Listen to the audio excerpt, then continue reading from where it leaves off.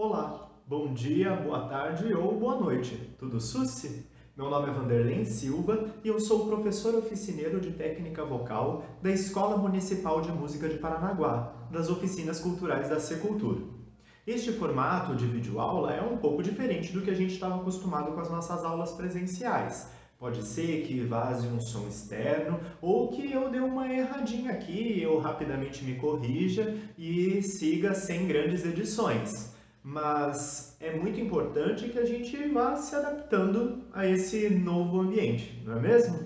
Nós vamos ter hoje um vídeo, uma videoaula do formato Tecnicamente Falando, onde a gente vai abordar um assunto específico da técnica vocal que pode te ajudar em alguma coisa pontual aí que você esteja estudando e sinta a necessidade de aprender um pouco mais. E aí, preparado para o vídeo? Então, bora lá! Na aula passada, nós falamos um pouco sobre registro. Foi uma aula complicadinha, mas eu espero que você tenha conseguido aprender. A gente entendeu um pouco sobre os músculos que estão envolvidos na hora da emissão do som, seja para voz falada ou para voz cantada, é essa musculatura que a gente usa. Na aula de hoje, a gente vai entender que a forma dessa musculatura influencia no tipo de voz que a gente tem. Essa e outras características nos permitem saber quais são as classificações vocais. E na aula de hoje, a gente vai entender um pouco sobre essas classificações e até o fim da aula espero que você fique satisfeito e satisfeita em saber qual é seu tipo de voz ou pelo menos já saber como começar a encontrar isso. E aí, partiu? Ah, mas antes precisamos falar dos recadinhos da semana, né? O primeiro recadinho é o da boa convivência. Afinal de contas, a gente tinha um ambiente muito agradável entre nós nas aulas presenciais. E é muito importante que a gente mantenha esse espírito fraternal também nas nossas redes sociais. Então, se você quiser interagir com os alunos e comigo, tudo bem, né? Entre si, fiquem à vontade. Mas lembre-se sempre da boa convivência, ok? O segundo recado é sobre nossas monitorias. Nós temos 2 monitorias por semana. Uma acontece na quarta-feira, às 15 horas, no nosso grupo do Facebook. O nome do grupo é Oficina de Técnica Vocal com Vanderlei Silva. Você acessa lá o grupo, pede para participar, eu vou aprovar com certeza, e você tem acesso a uma série de informações que os próprios alunos vão colocando, disponibilizando lá. E toda quarta-feira às 15 horas eu faço uma live onde a gente pode interagir. Você vai comentando e eu vou falando sobre suas dúvidas, vou esclarecendo suas dúvidas ou trazendo alguma curiosidade, enfim, nós vamos debatendo sobre técnica vocal e daí com uma interação. E na sexta-feira nós também temos uma monitoria, só que essa acontece pelo Google Meet, que é uma plataforma daí um pouco mais restrita e onde é uma sala de reuniões e eu posso ver vocês. Então, a gente se reúne lá para que vocês cantem. Eu também vou cantar, passar alguns exercícios, mostrar algumas coisas mais na prática e vendo vocês executando, dizendo como poderia fazer de uma forma mais saudável, né? De uma forma que te agrade mais. Então, nós temos na sexta-feira essa monitoria, também às 15 horas, no Google Meet. O link eu deixo disponível mais ou menos 1 hora antes no grupo do Facebook. Então, de qualquer forma, você vai ter que estar lá no grupo do Facebook. Mas eu disponibilizo o link lá e a partir mais ou menos das 2h55 eu já começo a aceitar os alunos na sala de reuniões. Se você precisar entrar em contato comigo, você pode fazer aqui nos comentários mesmo do vídeo ou lá no grupo do Facebook, onde eu também respondo e, na verdade, lá eu consigo responder com mais frequência. Me chama lá ou participa de uma das lives, né? E comenta lá que eu vou te responder, vou entrar em contato contigo. Beleza? Ah, pessoal, não se esqueçam, tem um monte de outras oficinas acontecendo aqui no Cultura na Rede, tem apresentações culturais bem interessantes dando dicas sobre como fazer algum artesanato, enfim, você pode aprender um pouco mais sobre culinária. Existe uma série de vídeos aqui bem interessantes, dá uma olhada no canal, se inscreve no canal, ativa o sininho, né, que é para você receber as notificações de quando chega vídeo novo, e aproveita e já deixa seu like aqui no vídeo. Agora chega de recadinhos, né, pessoal? Vamos falar do conteúdo que é o que interessa. A primeira questão, eu acho que é esclarecer o que é classificação vocal e para que ela serve. A classificação vocal é dividida entre masculina e feminina, ela tem suas divisões daí entre si, né? As femininas têm 3 divisões, a masculina tem 4, e assim existe a divisão das vozes que se assemelham entre si. Então, aquelas vozes que são mais agudas, que têm uma certa característica ali, elas fazem parte todas de um mesmo grupo. E isso serve para, principalmente assim, você vai cantar num coral, você saber em qual grupo você se encaixa, ou se você vai fazer uma performance em algum conjunto, você saber mais ou menos onde você consegue encaixar a sua voz naquele grupo. Também serve se você quiser ser um cantor, uma cantora de ópera ou cantar em algum musical, também vai ser bem importante você saber sua classificação vocal, porque os personagens das óperas e dos musicais costumam ser específicos para um tipo de voz, para uma classificação vocal. E daí nós temos várias formas de chamar. Por exemplo, num coral, a gente fala que são os naipes. Agora, se é numa apresentação solo, então daí você vai ser chamado pela sua classificação vocal, beleza? Para você saber a sua classificação vocal, você precisa levar algumas coisas em consideração. A primeira é a extensão da sua voz, de que nota até que nota você alcança, qual é o máximo que você consegue alcançar nos seus graves e nos seus agudos. Essa é a sua extensão. Isso não significa que você vai utilizar todas as vezes que for cantar toda a sua extensão vocal. Na verdade, você costuma usar só aquela parte que te é mais confortável, que não te gera muito esforço constante.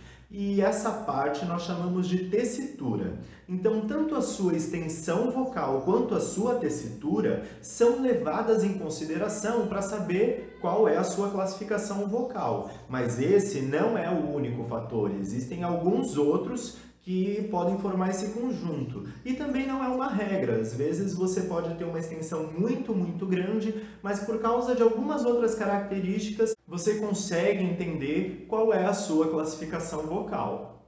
Outra característica bem importante que se leva em consideração, vocês aprenderam na aula passada, que é a mudança de registro. Sabe quando eu falei lá na aula passada que o músculo, né, o TA, troca de atividade, ele deixa de ser um músculo predominante ali na execução do som e ele libera o CT para exercer essa função de predominância, né? Os dois eles trabalham ao mesmo tempo, não tem como separar um do outro, né? Mas existe a predominância de atividade.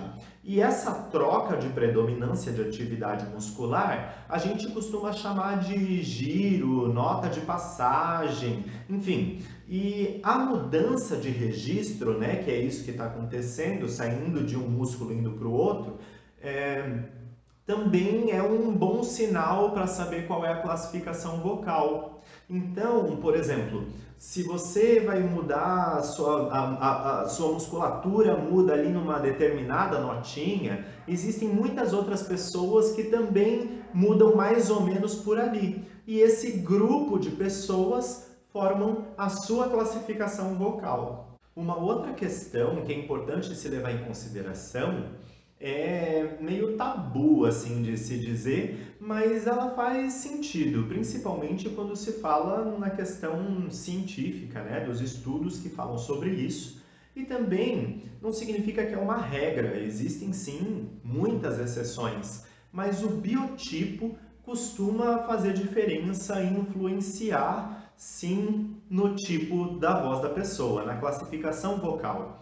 Então, por exemplo, um homem que é muito alto costuma ter uma voz mais grave, né? Mas também não é uma regra, pode existir um homem baixo que tem uma voz grave. Enfim, existem características que costumam sinalizar a classificação vocal da pessoa. Por exemplo, homens mais corpulentos costumam ser um barítono ali. Então, tem essas classificações, né? E corpulento que eu digo não é nem a questão de gordo, tá, pessoal? Ou magro, né? O que eu digo é de ter uma estrutura maior do corpo mesmo, costuma ser um barítono, né? Então, nós podemos entender que o biotipo também influencia na classificação vocal. E eu tenho percebido também com as minhas aulas, conforme eu vou conhecendo as pessoas, né, com quem eu convivo, cantores, que a classificação vocal também pode ter como um dos elementos ali algumas características de comportamento.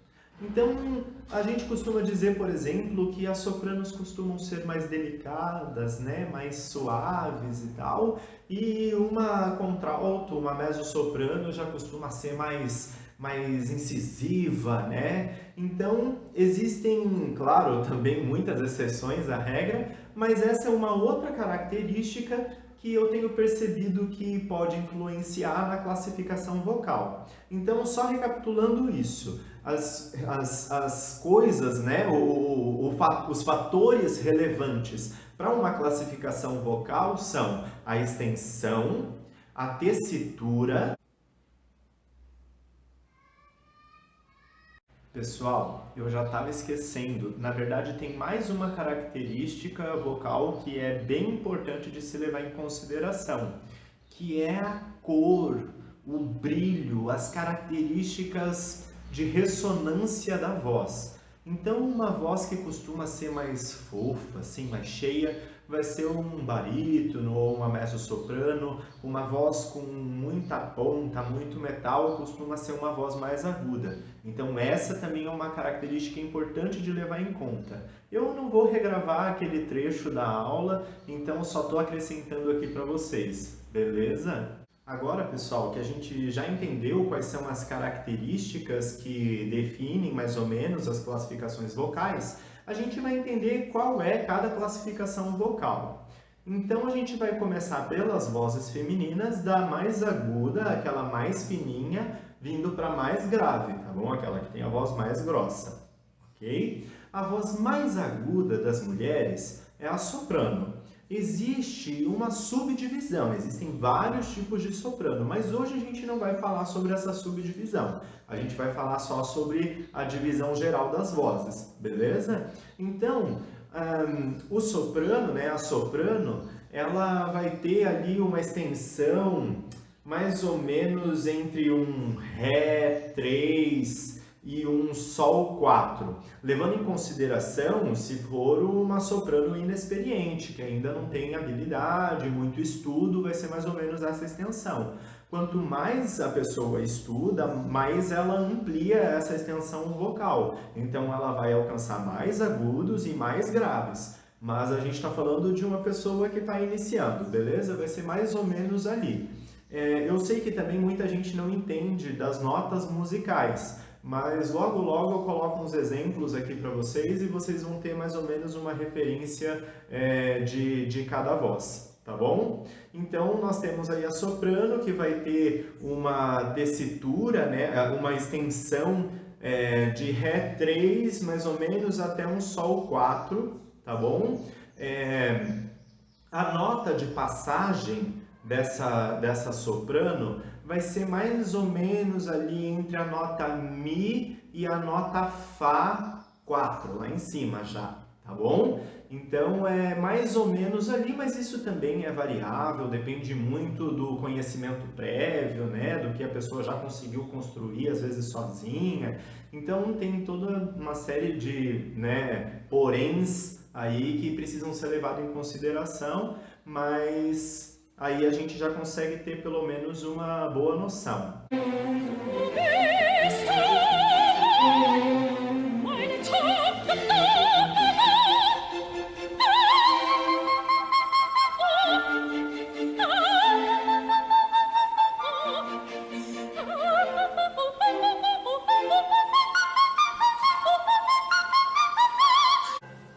surgiu brilhante, entre as nuvens flutuante, um enorme zeppelin. Pairou sobre os edifícios, abriu 2000 orifícios, com 2000 canhões assim. A cidade apavorada se quedou paralisada, pronta pra virar geleia. Mas o zeppelin gigante desceu o seu comandante, dizendo, mudei de ideia. A outra voz feminina é o mezzo-soprano. É um pouco menos agudo do que um soprano, vai ter uma extensão ali mais ou menos entre um Dó 3 e um Fá 4. E mesma coisa, assim, sem muito estudo. Quanto mais estuda, mais amplia a sua extensão. Mas é mais ou menos por ali que vai estar a extensão de uma mezzo-soprano, ok? Entre um Dó 3 e um Fá 4. Tá? E a nota de passagem de uma mezzo-soprano costuma ser ali entre um Ré natural e um Mi bemol, mas pode também ser variável. Depende também, claro, da cor da voz, daquela questão do biotipo, vai influenciar também, mas é principalmente uma questão auditiva, depende de um professor que tem alguma habilidade para conseguir entender o que está acontecendo, beleza?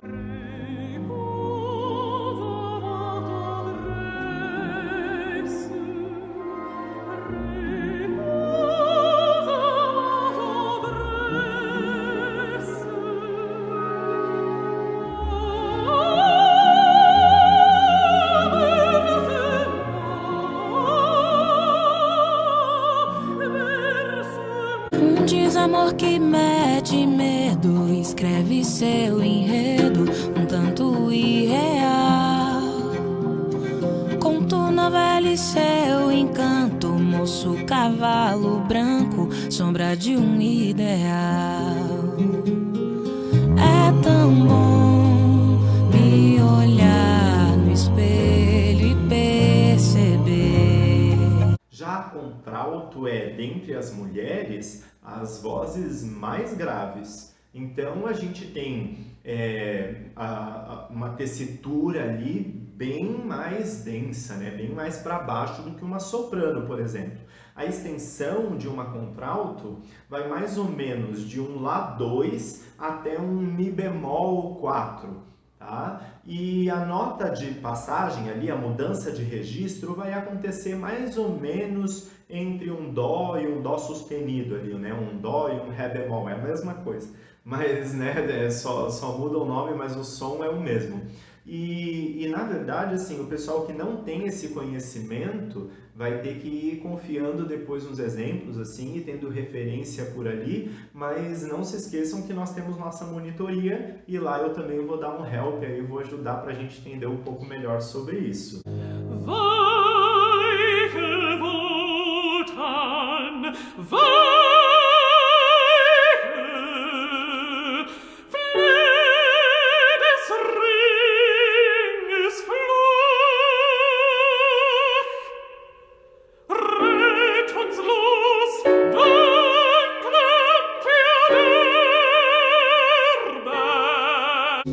Uma garota shopping center descendo da limusine, seu vestido tricoline passando pela vitrine do meu coração e nem me viu.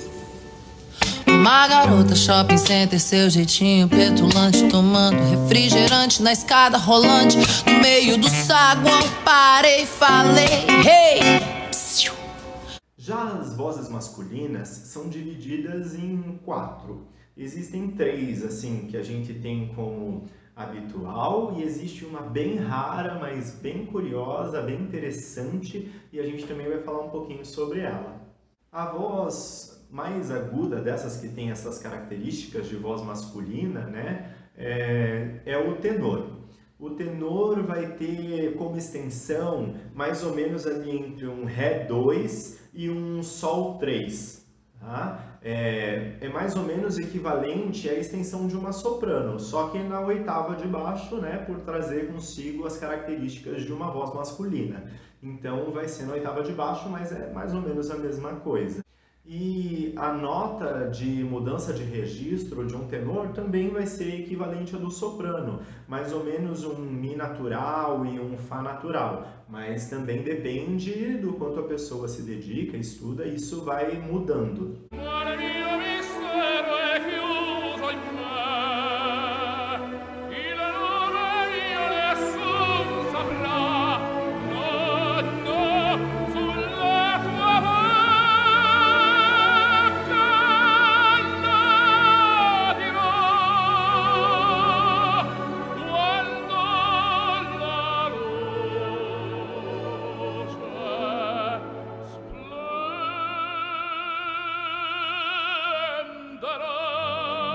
Estranho é gostar tanto do seu all-star azul. Estranho é pensar que o bairro das Laranjeiras satisfeito sorri quando chego ali e entro no elevador. Já o barítono é uma voz não tão aguda quanto o tenor, ele é uma voz um pouco mais cheia, tem umas características mais cheias, né, um som mais robusto. E um barítono vai ter uma extensão mais ou menos ali entre um si bemol 1 e um mi bemol 3.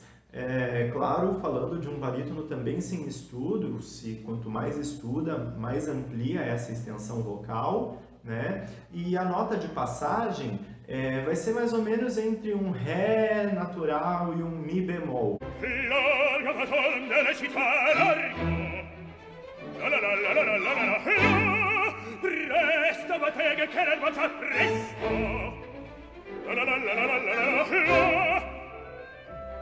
Oh, che bel vivere, che bel piacere, per un barbiere di qualità, di qualità. Sempre precisei de um pouco de atenção.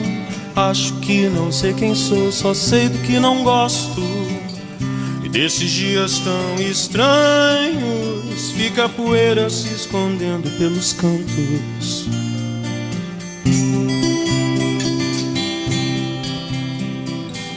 Esse é o nosso mundo, o que é demais nunca é o bastante. O baixo é, das vozes masculinas, a mais grave, né? E de todas, na verdade, é a voz mais grave.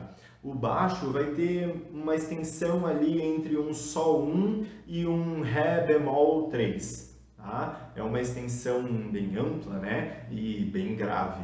E o baixo vai ter a sua mudança de registro mais ou menos ali num dó natural e um ré bemol, né, ou dó sustenido, que é mais ou menos equivalente ao contralto, assim como o barítono é mais ou menos equivalente a mezzo-soprano. É só questão de oitava, né? Porque como a prega vocal masculina ela é mais densa, ela costuma daí ter o som mais grave pela vibração, né?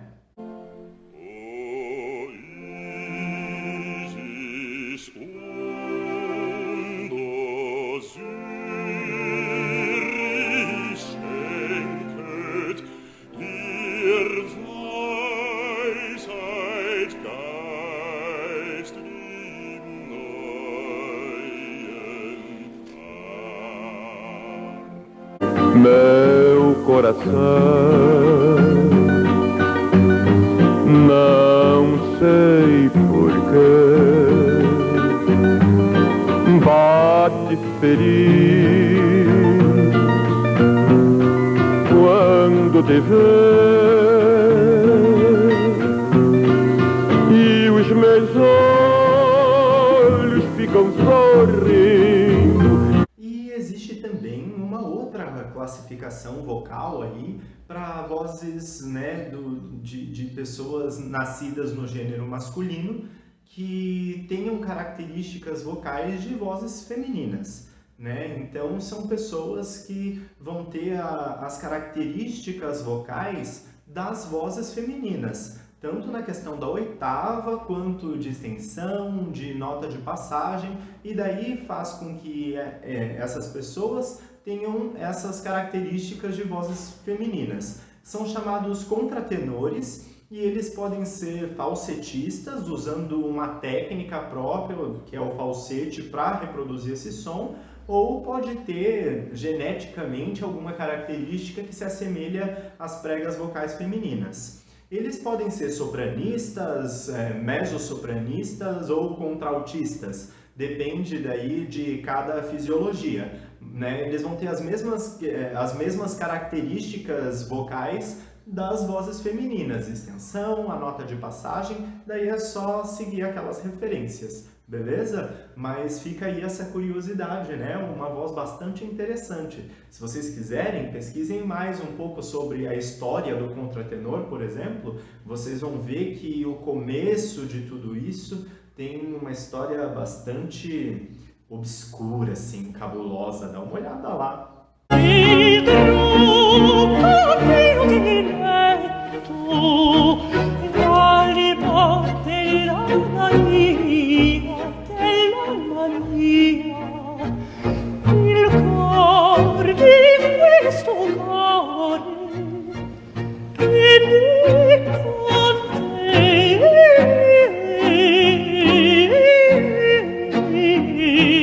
Pensei nas crianças mudas telepáticas.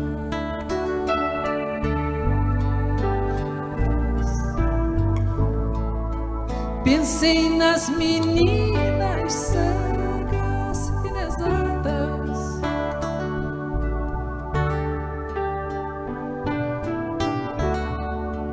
Pensei nas mulheres rotas alteradas. Quando a gente está falando de classificação vocal, dentro de cada segmento do canto, essa classificação vai ter uma importância diferente. Então, quando a gente está falando, por exemplo, de um cantor de ópera, essa classificação vai influenciar no personagem que ele vai executar em determinada ópera. Quando se trata de um cantor de musical, vai definir o papel que esse cantor vai cantar no musical, ou em que naipe do coro ele vai atuar. A mesma coisa na ópera, né? Se for cantar no coro. E se for na música popular, acredito que a classificação vocal é mais uma questão de identidade pessoal de cada cantor, de cada cantora, de cada intérprete, enfim. Acredito que seja mais nesse sentido na música popular. Porque a música popular não exige uma obrigação de tonalidade, você pode mudar o tom para se encaixar melhor na sua voz, né?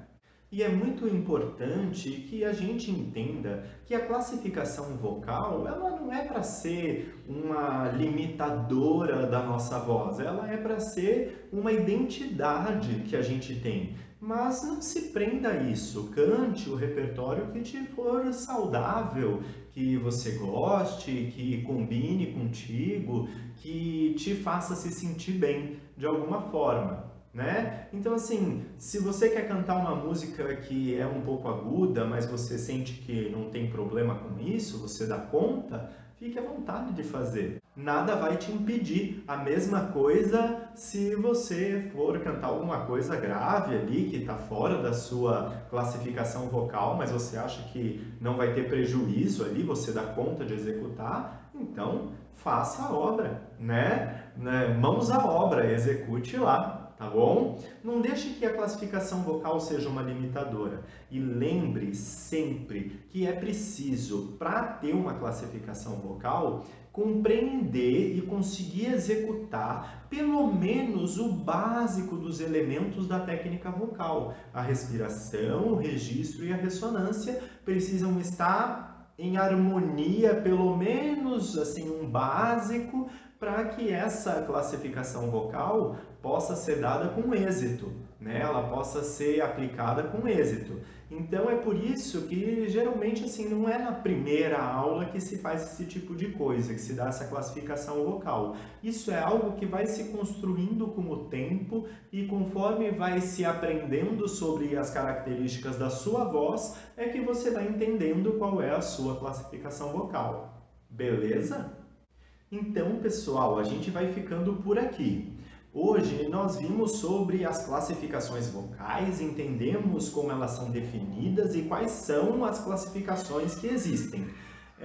Como desafio dessa semana, eu gostaria que você pesquisasse um pouco mais sobre as classificações vocais, visse outras curiosidades, assistisse outros vídeos falando sobre isso e que você também procurasse entender um pouco mais sobre sua voz para tentar ir procurando mais ou menos qual é a sua classificação vocal. Beleza? É claro que é como eu disse, você precisa fazer isso quando já tiver algum estudo, então você precisa que seja com um profissional da voz, um professor ou uma professora de canto.